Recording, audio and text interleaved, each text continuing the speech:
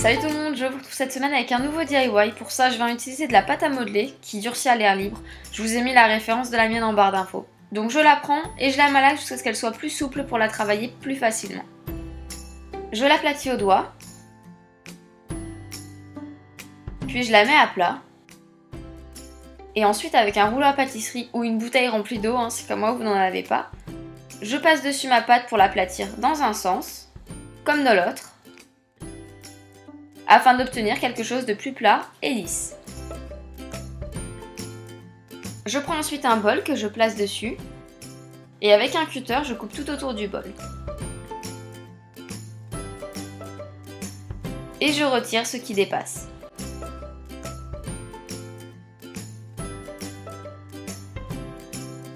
J'enlève mon bol, je récupère délicatement ma pâte, qui fait comme vous le voyez cette épaisseur. Je mets mon bol à l'envers, je place ma pâte dessus, et délicatement j'appuie tout autour pour qu'elle prenne la forme.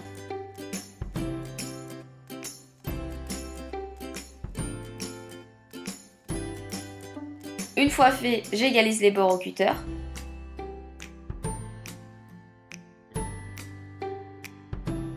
Je retire ensuite ma pâte de mon bol.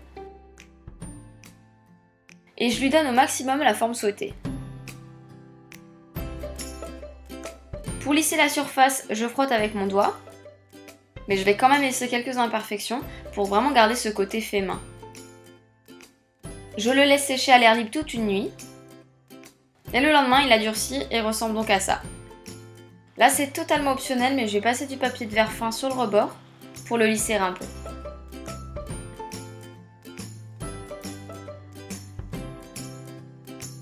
Mais toujours en gardant ce côté imparfait et pas forcément droit. Maintenant je passe à la peinture, donc j'utilise de la peinture acrylique, et alors là niveau couleur, dessin, c'est comme bon vous semble. Donc moi je peins tout l'intérieur du bol en turquoise, mais je ne vais pas toucher à l'extérieur, et je vais du coup le laisser brut et blanc. Ensuite je prends de la peinture dorée, et j'en applique sur le bord de mon bol. Et après avoir fait le tour, je laisse sécher.